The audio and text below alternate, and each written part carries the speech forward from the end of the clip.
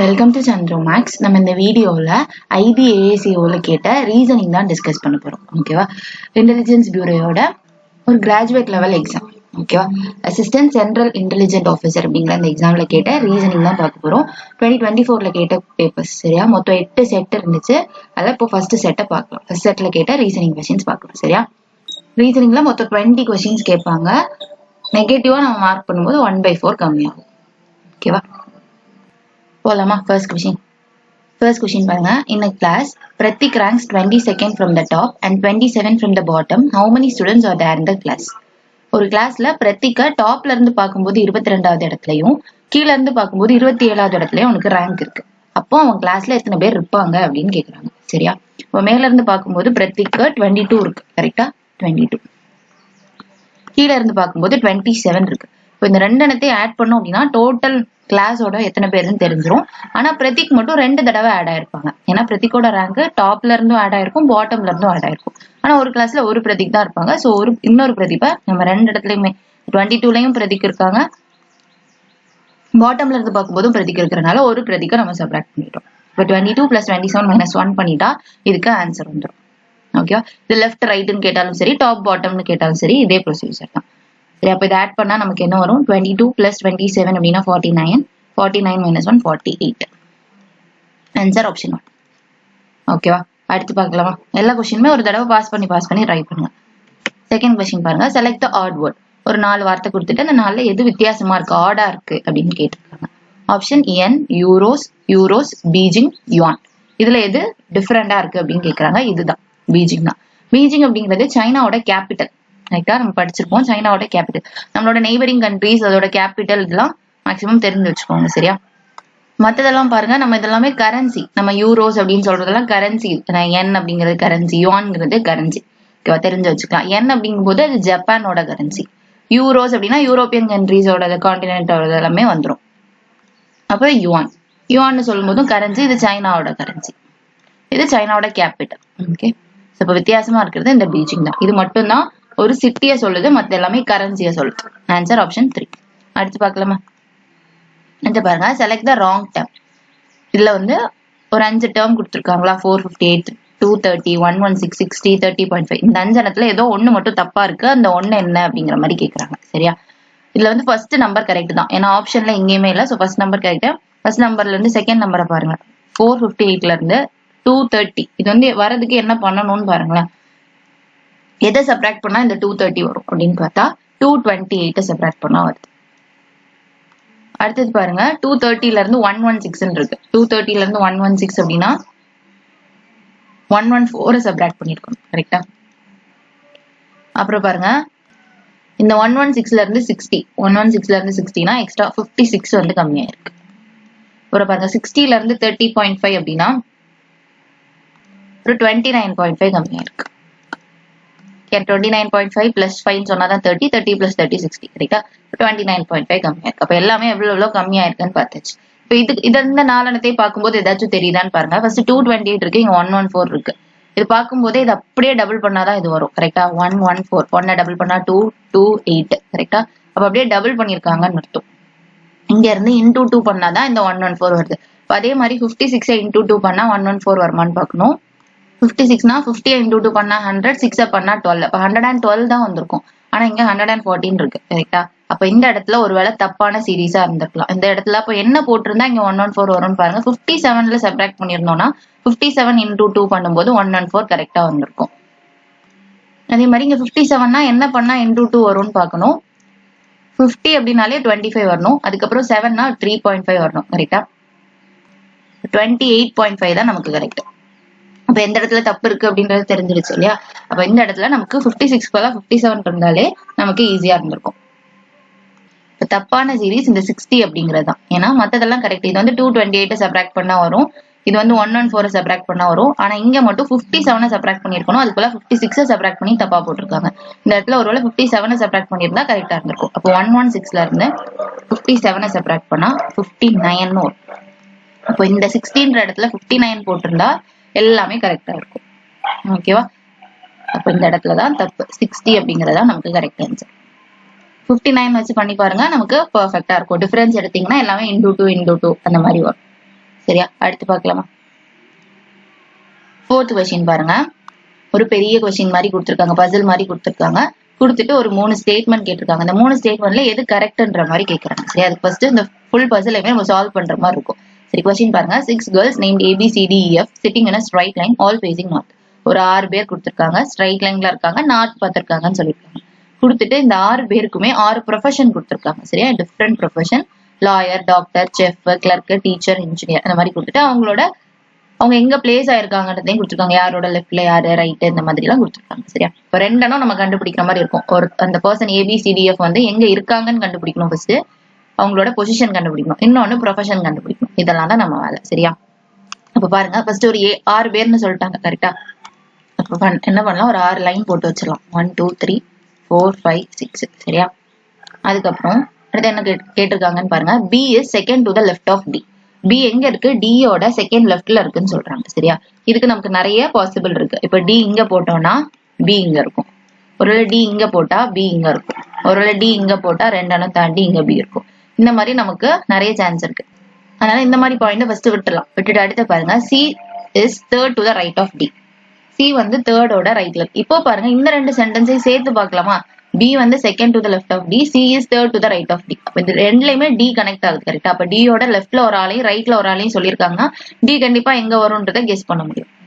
அப்ப பாருங்க, D ஒரு இடத்துல இருக்கு, D யோட செகண்ட் லெஃப்ட்ல Bன்னு சொல்லிட்டாங்க. சோ B இங்க தான் வரும்.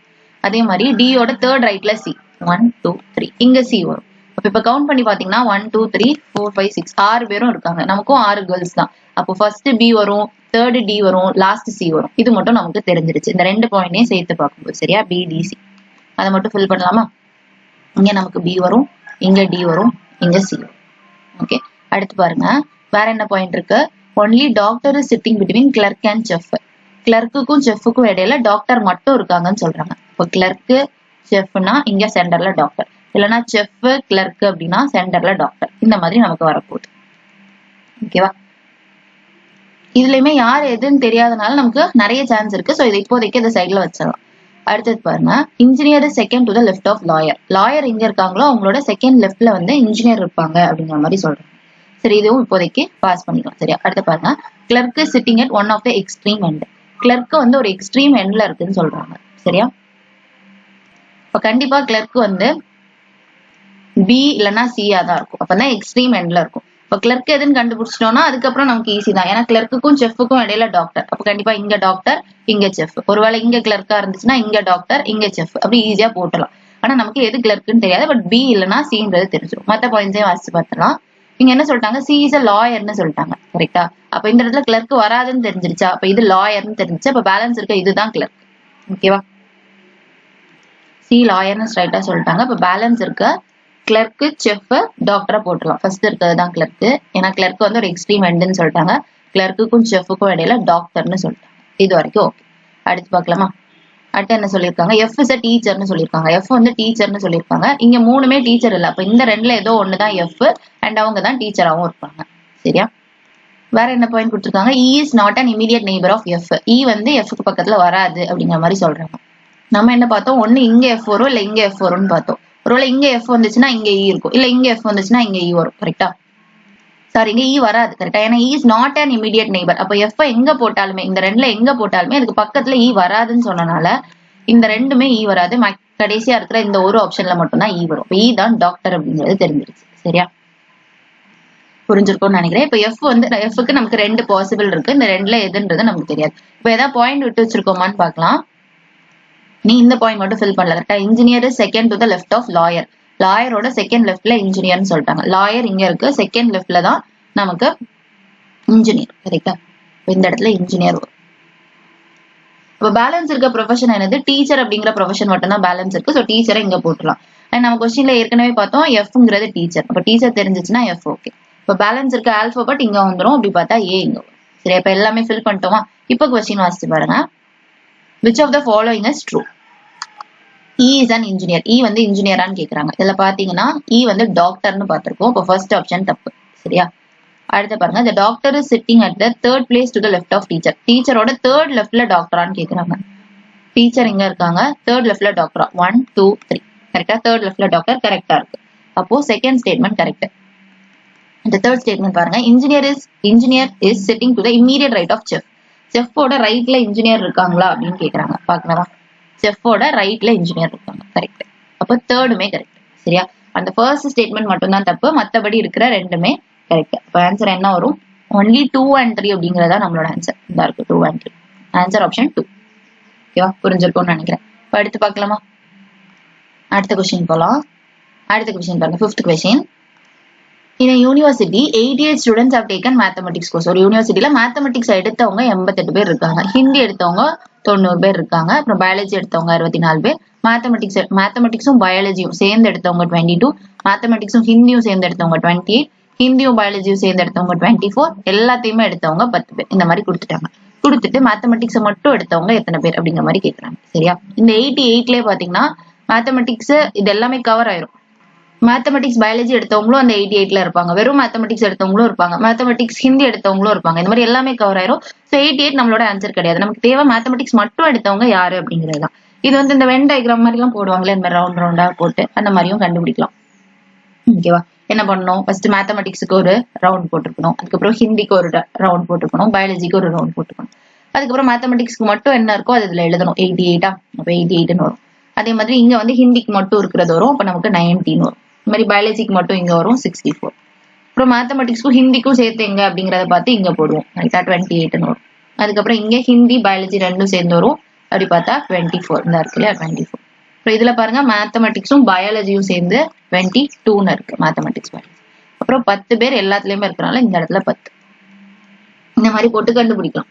என்ன கண்டுபிடிக்கணும்? இங்க மேத்தமெட்டிக்ஸ் மட்டும் வேணும். அப்ப இந்த 88ல இருந்து நம்ம என்ன பண்ணணும்? 28 சப்ராக்ட் பண்ணிடணும். 22 சப்ராக்ட் பண்ணிடணும். ஏன்னா இவங்க ரெண்டு பேரும் மிக்ஸ் ஆனவங்க இதுல இருப்பாங்க. இந்த 10 வந்து ஆட் பண்ணிடணும். இப்படி பண்ணா நமக்கு ஆன்சர் கிடைக்கும். ஓகேவா? இது என்ன பண்ணலாம்னா, இவ்வளவு நம்ம மெனக்கணும் தேவையில்ல. ஃபர்ஸ்ட் மேத்தமெட்டிக்ஸ் மட்டும் கேக்குறாங்க. கரெக்டா? இந்த மாதிரி கொஸ்டின் கேட்டாலே என்ன பண்ணுங்க? ஃபர்ஸ்ட் மேத்தமெட்டிக்ஸோட எழுதிருங்க 88. அப்புறம் அதே மேத்தமெட்டிக்ஸ்ல எக்ஸ்ட்ராவா யாரெல்லாம் இருக்கான்னு பாருங்க. மேத்தமெட்டிக்ஸ் பயாலஜி இருக்கு, மேத்தமெட்டிக்ஸ் ஹிந்தி இருக்கு. ரைட்டா? சோ மேத்தமெட்டிக்ஸும் ஹிந்தியும் இருக்குது அப்படின்னா அவங்கள ஃபர்ஸ்ட் சப்ராக்ட் பண்ணிக்கணும். மேத்தமெட்டிக்ஸும் ஹிந்தியும் சேர்ந்து 28. அப்ப 28 சப்ராக்ட் பண்ணணும். அப்புறம் மேத்தமெட்டிக்ஸும் பயாலஜியும் சேர்ந்து 22 அவங்கள சப்ராக்ட் பண்ணிக்கணும். இந்த மாதிரி சப்ராக்ட் பண்ணிட்டு டோட்டலா இருக்கிறவங்கள ஆட் பண்ணும். நீங்க ஞாபகம் கூட வச்சுக்கோங்க. சரியா? இந்த மாதிரி பண்ணிட்டீங்கன்னா ஆன்சர் கிடைக்கும். So 88, 28, 22 plus 10. ஓகேவா? ஏன்னா இந்த 10ன்னு சொல்றவங்க இங்க எல்லாத்துலயுமே இருப்பாங்க. இங்க எல்லாமே சூஸ் பண்ணிருக்காங்கன்னா கண்டிப்பா எல்லாத்துலயுமே இன்க்ளூட் ஆயிருப்பாங்க. அதனால மட்டும் நம்ம அதை பிளஸ் பண்றோம். மற்ற எல்லாத்தையும் நம்ம சப்ராக்ட் பண்ணிடலாம். சரியா?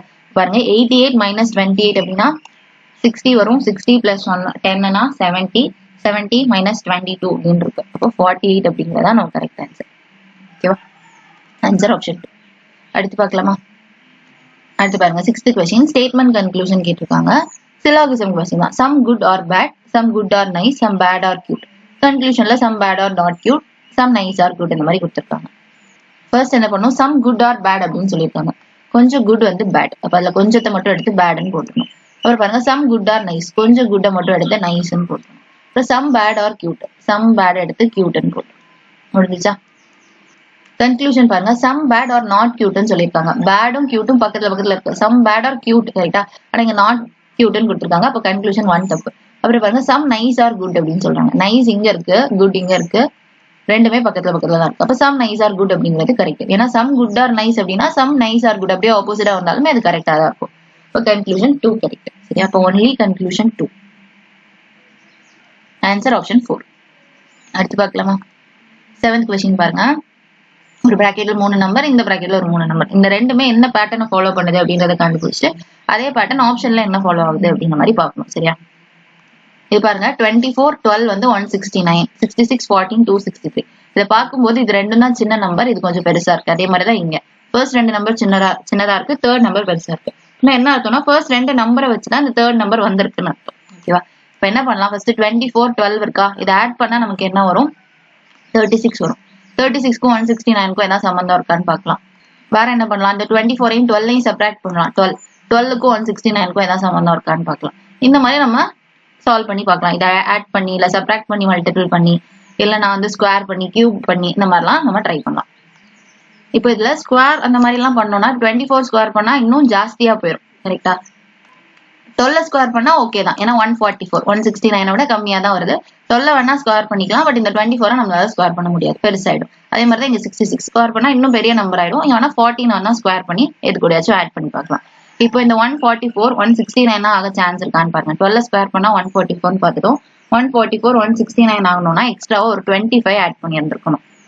அப்போ இந்த செகண்ட் நம்பரை ஸ்கொயர் பண்ணி அது கூட ஃபர்ஸ்ட் நம்பர் ஆட் பண்ணும். கரெக்டா 24 இருக்கு, நமக்கு இங்க 25. ஃபர்ஸ்ட் நம்பர் பிளஸ் 1 இப்படி பண்ணோம்னா கூட நமக்கு என்ன கிடைக்கலாம், தேர்ட் நம்பர் கிடைக்க சான்ஸ் இருக்கு. கரெக்டா, இது ஒரு சான்ஸ் இருக்கு. இதே சான்ஸ் இங்கே இருந்துச்சுன்னா அதுதான் நம்ம கன்ஃபார்ம் பண்ணிடலாம்.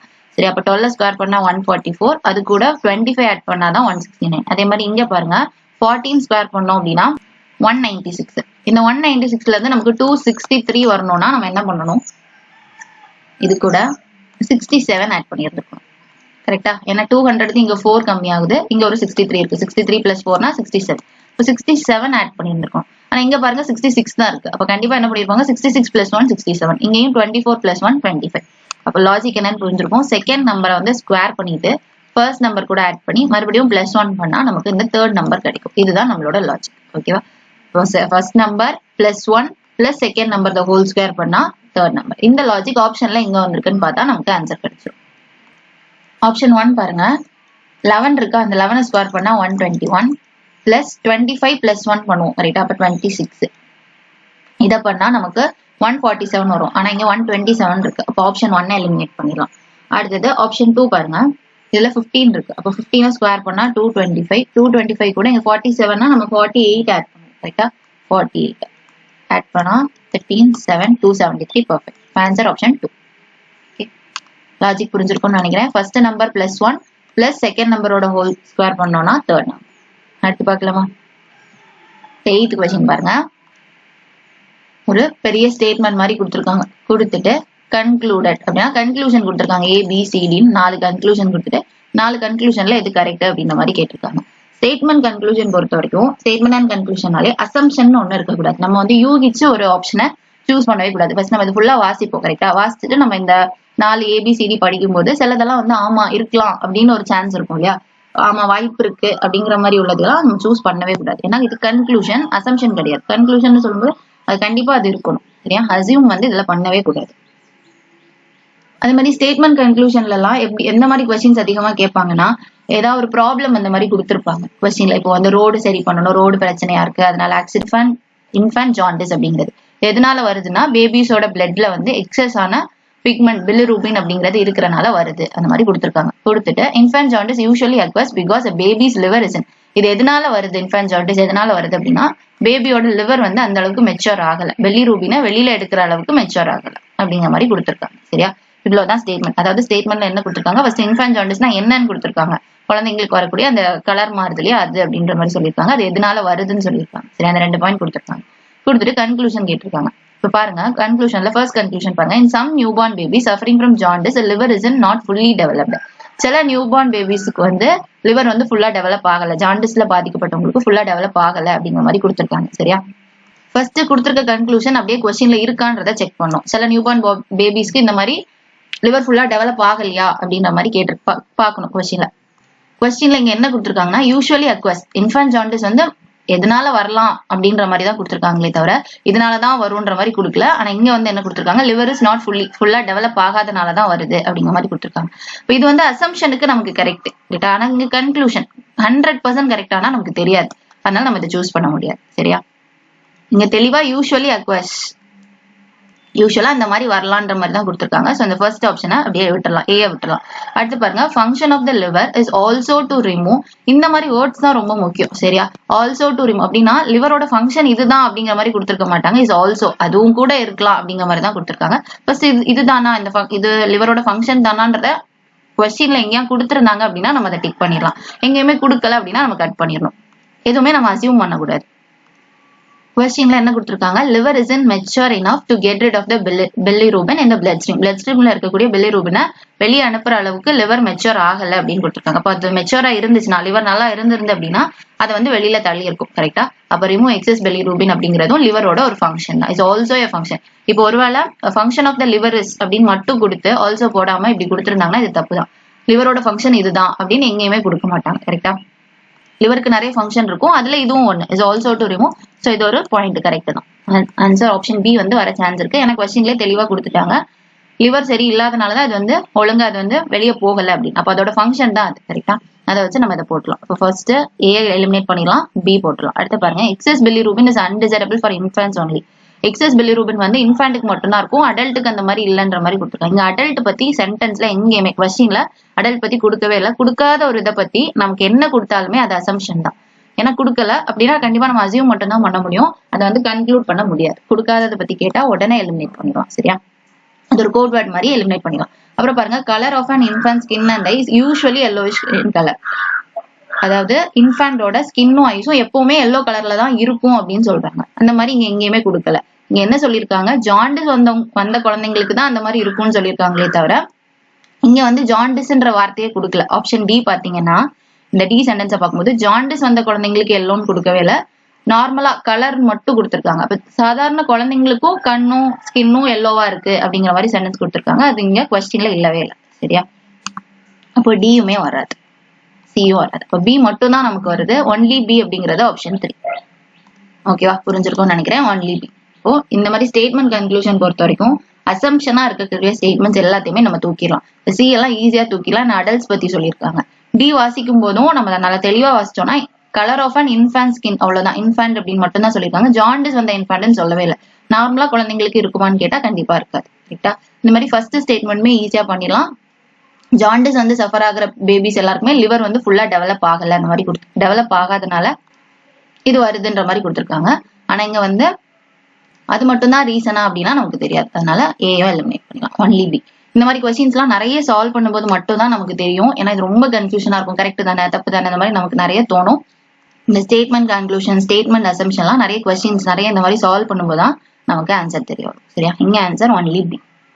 அடுத்து பார்க்கலாமா? 9th question.